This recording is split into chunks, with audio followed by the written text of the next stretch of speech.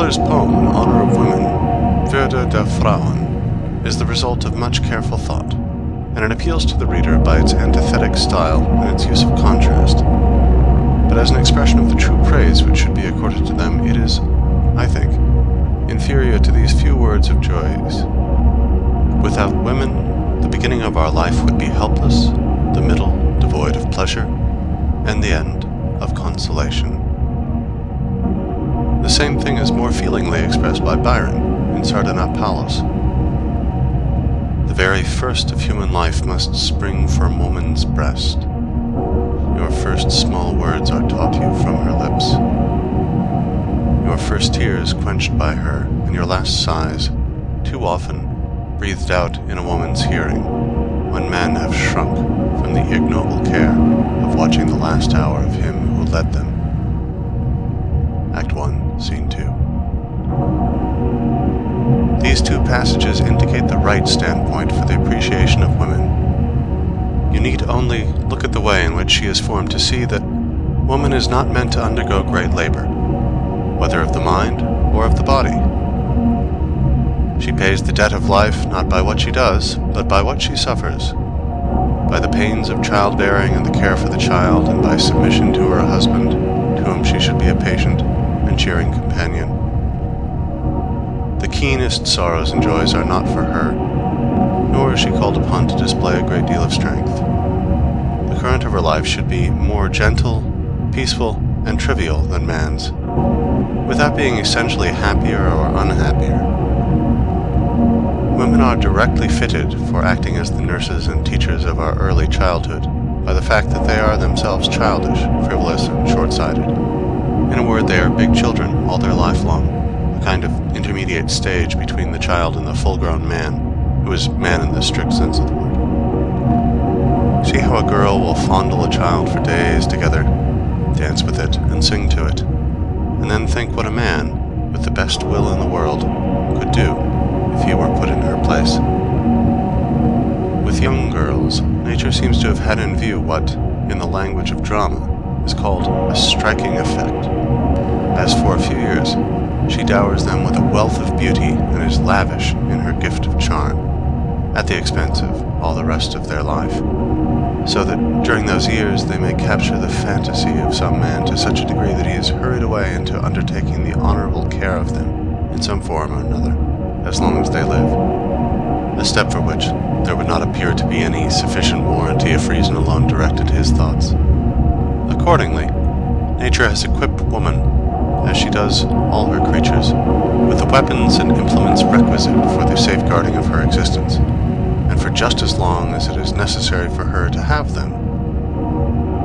Here, as elsewhere, nature proceeds with her usual economy, for just as the female ant, after fecundation, loses her wings, which are then superfluous, nay, actually a danger to the business of breeding, so, after giving birth to one or two children, a woman generally loses her beauty, probably indeed for similar reasons. And so we find that young girls in their hearts look upon domestic affairs or work of any kind as of secondary importance, if not actually as a mere jest. The only business that really claims their earnest attention is love, making conquests and everything connected with this, dress, dancing, and so on.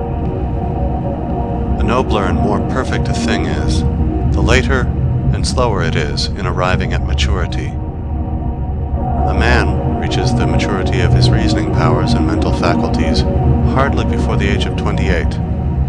A woman at 18. And then, too, in the case of woman, it is only reason of a sort, very niggard in its dimensions. That is why women remain children their whole life long, never seeing anything but what is quite close to them, cleaving to the present moment, taking appearance for reality, and preferring trifles to matters of the first importance. For it is by virtue of his reasoning faculty that man does not live in the present only, like the brute, but looks about him, and considers the past and the future, and this is the origin of prudence, as well as of that care and anxiety which so many people exhibit. Both the advantages and the disadvantages which this involves are shared in by the woman to a smaller extent because of her weaker power of reasoning. She may, in fact, be described as intellectually short-sighted, because while she has an intuitive understanding of what lies quite close to her, her field of vision is narrow and does not reach to what is remote, so that things which are absent, or past, or to come have much less effect on women than upon men. This is the reason why women are more often inclined to be extravagant, and sometimes carry their inclination to a length that borders upon madness. In their hearts, women think that it is men's business to earn money and theirs to spend it, if possible during their husband's life, but at any rate after his death. The very fact that their husband hands them over his earnings for purposes of housekeeping strengthens them in this belief.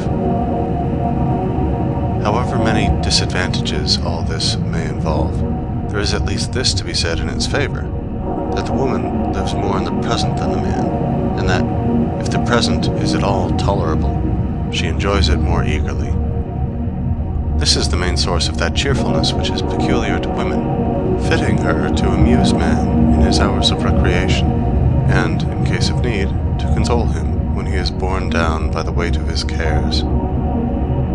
It is by no means a bad plan to consult women in matters of difficulty, as the Germans used to do in ancient times, for their way of looking at things is quite different from ours, chiefly in the fact that they like to take the shortest way to their goal, and in general, manage to fix their eyes upon what lies before them, while we, as a rule, see far beyond it, just because it is in front of our noses. In cases like this, we need to be brought back to the right standpoint, so as to recover the near and simple view. Then, again, women are decidedly more sober in their judgment than we are, so that they do not see more in things than is really there, whilst, if our passions are aroused, we are apt to see things in an exaggerated way, or imagine what does not exist.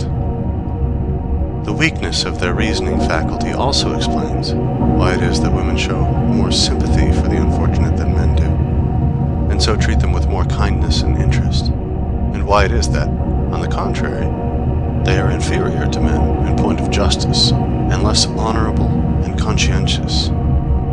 For it is just because their reasoning power is weak that present circumstances have such a hold over them, and those concrete things which lie directly before their eyes exercise a power which is seldom counteracted to any extent by abstract principles of thought, by fixed rules of conduct, firm resolutions, or, in general, by consideration for the past and the future, or regard for what is absent and remote. Accordingly, they possess the first and main elements that go to make a virtuous character, but they are deficient in those secondary qualities, which are often a necessary instrument in the formation of it. Footnote. In this respect, they may be compared to an animal organism which contains a liver but no gallbladder. Here, let me refer to what I have said in my treatise on the foundations of morals, section 17. End footnote. Hence, it will be found that the fundamental fault of the female character is that it has no sense of justice. This is mainly due to the fact, already mentioned, that women are defective in the powers of reasoning and deliberation, but it is also traceable to the position which nature has assigned to them as the weaker sex. They are dependent not upon strength, but upon craft, and hence their instinctive capacity for cunning, and their ineradicable tendency to say what is not true.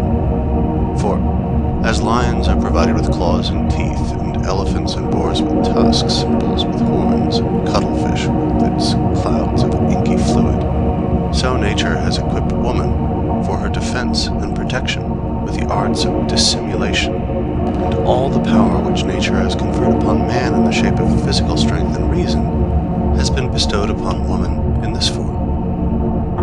Hence, dissimulation is innate in women, and almost as much a quality of the stupid as of the clever. It is as natural for them to make use of it on every occasion as it is for those animals to employ their means of defense when they are attacked. They have a feeling that, in doing so, they are only within their rights. Therefore, a woman who is perfectly truthful and not given to dissimulation is perhaps an impossibility, and for this very reason, they are so quick at seeing through dissimulation in others that it is not a wise thing to attempt it with them. But this fundamental defect which I have stated, with all that it entails, gives rise to falsity, faithlessness, treachery, ingratitude, and so on. Perjury in a court of justice is more often committed by women than by men. It may indeed be generally questioned whether women ought to be sworn in at all. From time to time, one finds repeated cases everywhere of ladies who want for nothing, taking things from shop counters when no one is looking, and making off with them. Nature has appointed that the propagation of the species shall be the business of men who are young, strong, and handsome, so that the race may not degenerate. This is the firm will and purpose of nature in regard to the species, and it finds its expression in the passions of women. There is no law that is older or more powerful than this. Woe, then, to the man who sets up claims and interests that will conflict with it. Whatever he may say and do, they will be unmercifully crushed at the first serious encounter. For the innate rule that governs women's conduct, though it is secret and unformulated, nay, unconscious in its working, is this: we are justified in deceiving those who think they have acquired rights over the species by paying little attention to the individual, that is, to us. The Constitution, and therefore the welfare of the species, have been placed in our hands and committed to our care through the control we obtain over the next generation which proceeds from us. Let us discharge our duties conscientiously. But women have no abstract knowledge of this leading principle. They are conscious of it only as a concrete fact, and they have no other method of giving expression to it than the way in which they act when the opportunity arrives. And then, their conscience does not trouble them so much as we fancy. For in the darkest recesses of their heart, they are aware that in committing a breach of their duty towards the individual, they have all the better fulfilled their duty towards the species, which is infinitely greater. And since women exist in the main solely for the propagation of the species and are not destined for anything else, they live as a rule more for the species than for the individual, and in their hearts take the affairs of the species more seriously than those of the individual. This gives their whole life and being a certain levity. The general bent of their character is in a direction fundamentally different from that of man, and it is this which produces that discord in married life which is so frequent in almost the normal state.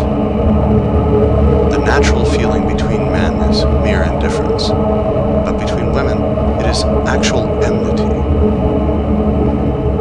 The reason for this is that trade jealousy, odium figulinum, which, in the case of men, does not go beyond the confines of their own particular pursuit, but with women embraces the whole sex, since they have only one kind of business.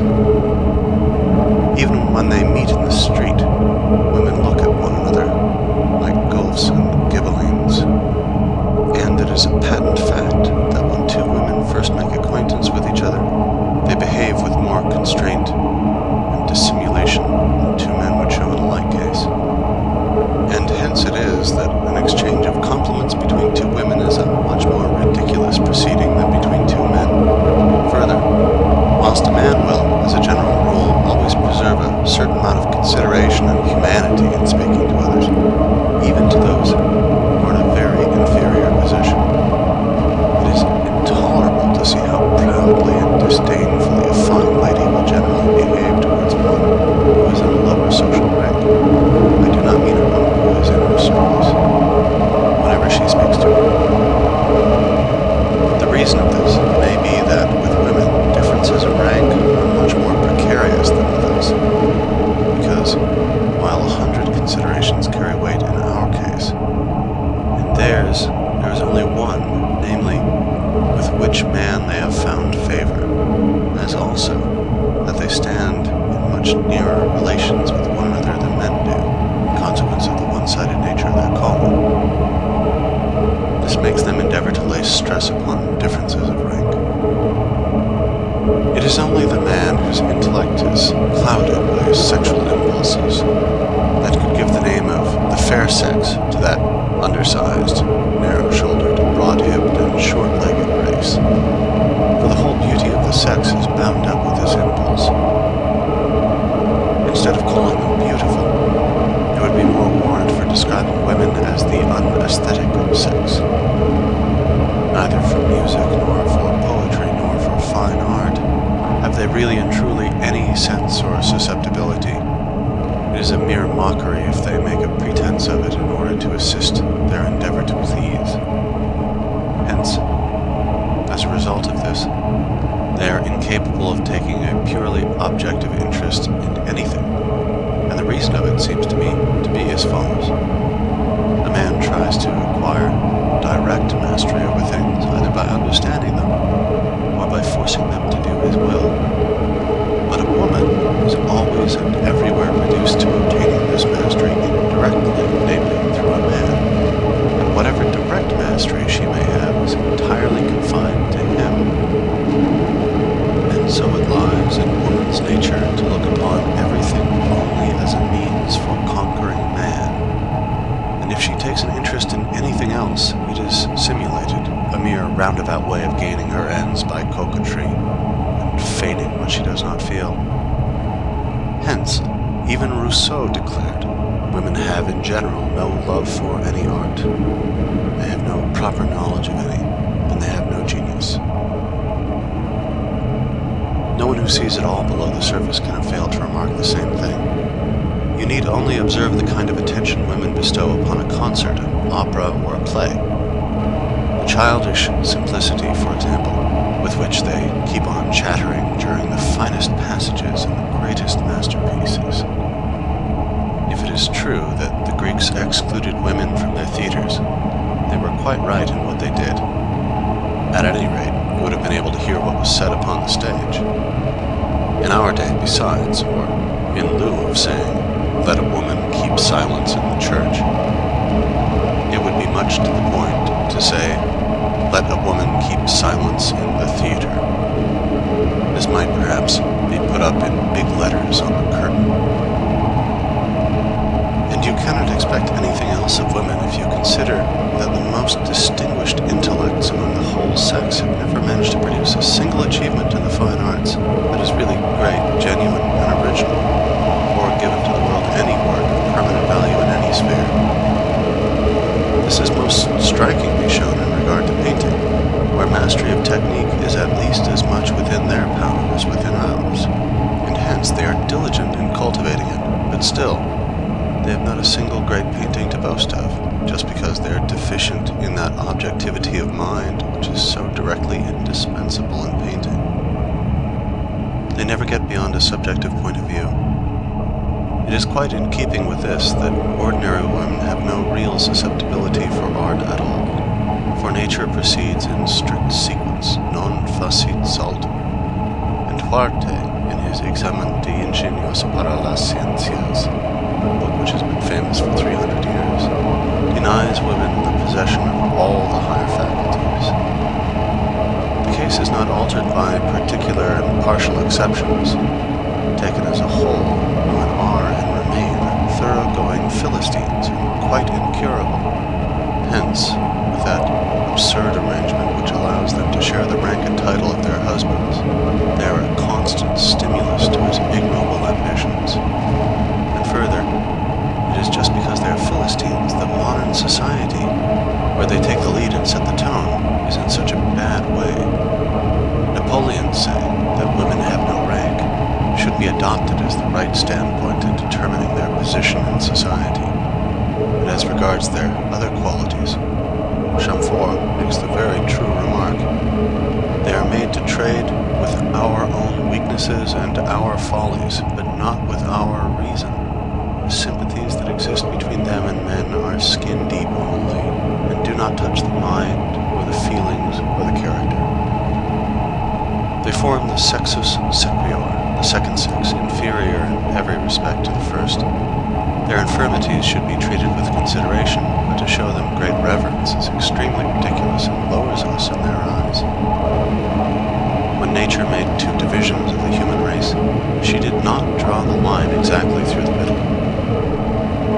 These divisions are polar, opposed to each other, it is true, but the difference between them is not qualitative merely, it is also quantitative. This is just the view which the ancients took of woman, and the view which people in the East take now, and their judgment as to her proper position is much more correct than ours, without old French notions of gallantry or preposterous system of reverence, that highest product of Teutonico-Christian stupidity. These notions have served only to make women more arrogant and overbearing, so that one is occasionally reminded of the holy apes in Benares, who, in the consciousness of their sanctity and inviolable position, think they can do exactly as they please. But in the West, the woman, and especially the lady, finds herself in a false position, for woman, rightly called by the ancients sexus sequior, is by no means fit to be the object of our honor and veneration, or to hold her head higher than man and be on equal terms with him. The consequences of this false position are sufficiently obvious. Accordingly, it would be a very desirable thing if this number 2 of the human race were in Europe also relegated to her natural place, and an end put to that lady nuisance, which not only moves all Asia to laughter, but would have been ridiculed by Greece and Rome as well. It is impossible to calculate the good effects which such a change would bring about in our social, civil, and political arrangements. There would be no necessity for the Salic law. It would be a superfluous truism. In Europe, the lady, strictly so called, is a being who should not exist at all. She should be either a housewife or a girl who hopes to become one, and she should be brought up not to be arrogant, but to be thrifty and submissive. It is just because there are such people as ladies in Europe that the women of the lower classes, that is to say the great majority of the sex, are much more unhappy than they are in the East. And even Lord Byron says, "Thought of the state of women under the ancient Greeks, convenient enough. Present state, a remnant of the barbarism of the chivalric and the feudal ages, artificial and unnatural. They ought to mind home and be well fed and clothed, but not mixed in society, well educated too in religion, but to read neither poetry nor politics, nothing but books of piety and cookery. Music, drawing, dancing, also a little gardening and plowing now and then. I have seen them mending the roads in Epirus with good success. Why not, as well, haymaking and milking?" The laws of marriage prevailing in Europe consider the woman as the equivalent of the man, start, that is to say, from a wrong position.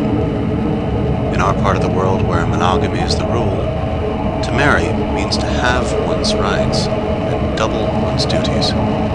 Now, when the laws gave women equal rights with man, they ought to have also endowed her with a masculine intellect.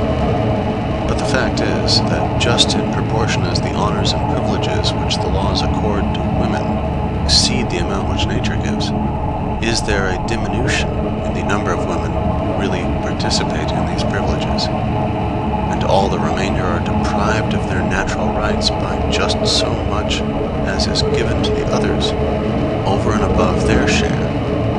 For the institution of monogamy and the laws of marriage which it entails bestow upon the woman an unnatural position of privilege by considering her throughout as the full equivalent of the man, which is by no means the case. And seeing this, men who are shrewd and prudent very often scruple to make so great a sacrifice and to acquiesce in so unfair an arrangement. Consequently, whilst among polygamous nations every woman is provided for, where monogamy prevails, the number of married women is limited, and there remains over a large number of women without stay or support, who in the upper classes vegetate as useless old maids, and in the lower succumb to hard work for which they are not suited, or else become filles de joie, whose life is as destitute of joy as it is of honor. But under the circumstances, they become a necessity, and their position is openly recognized as serving the special end of warding off temptation from those women favored by fate, who have found or may hope to find husbands.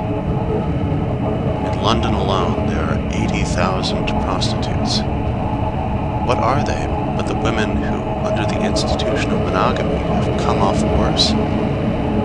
Theirs is a dreadful fate. They are human sacrifices offered up on the altar of monogamy. The women whose wretched position is here described are the inevitable set-off to the European lady with her arrogance and pretension. Polygamy is therefore a real benefit to the female sex if it is taken as a whole.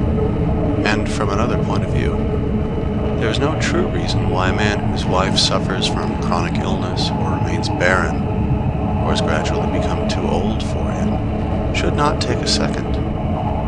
The motives which induce so many people to become converts to Mormonism appear to be just those which militate against the unnatural institution of monogamy.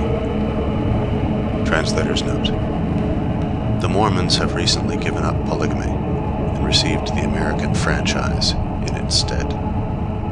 End note.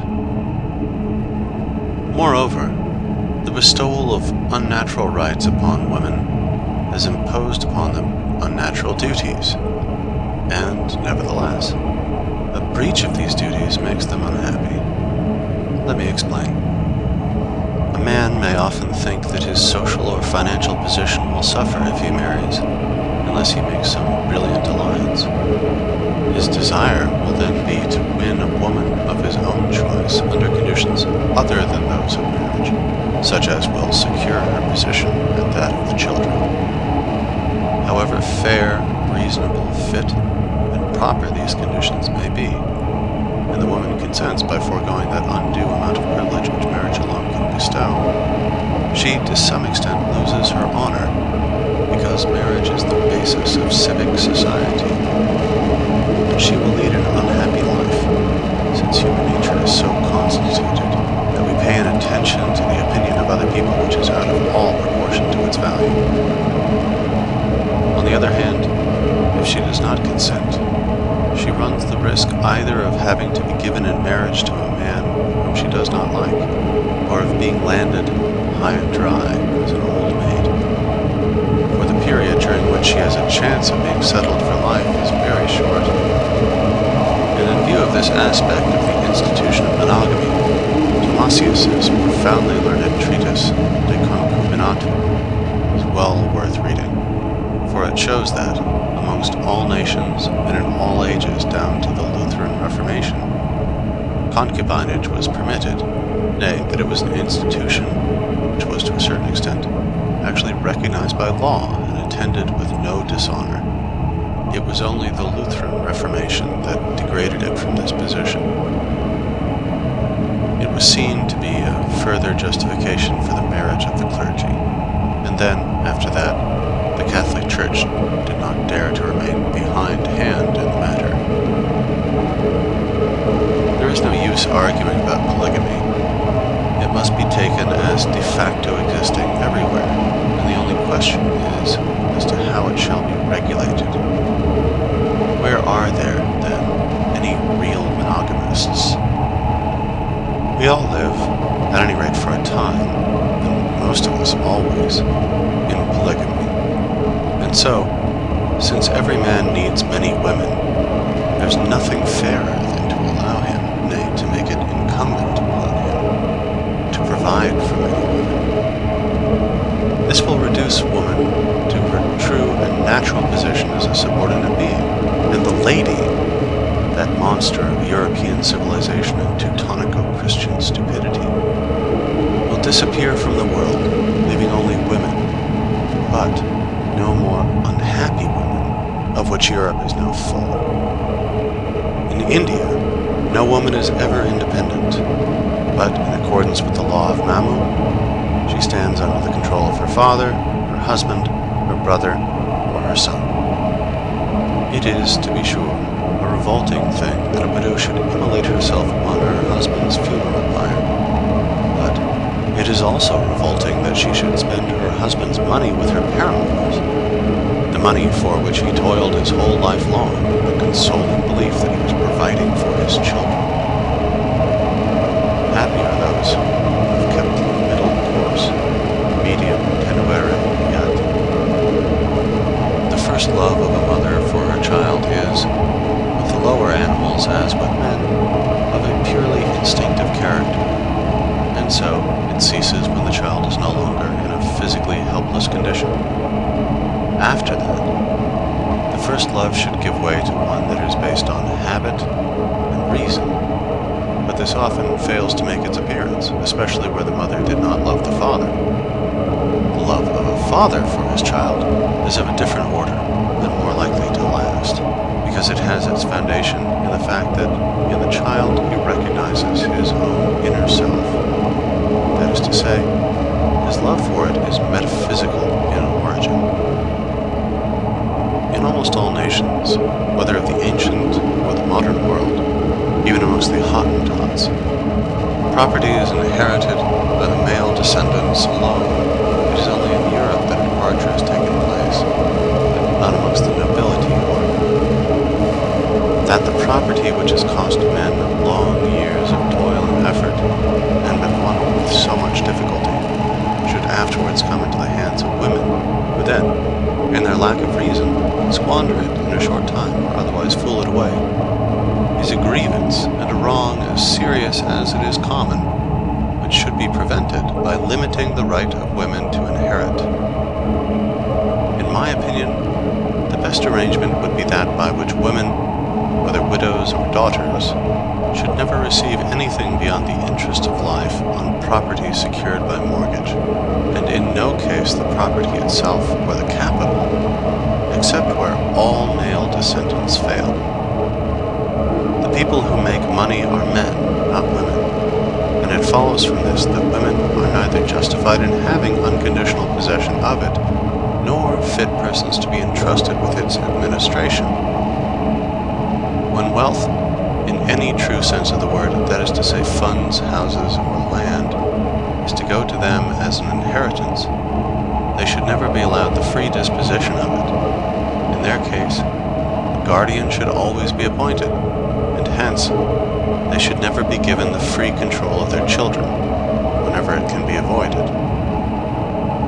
The vanity of women, even though it should not prove to be greater than that of men, has this much danger in it, that it takes an entirely material direction.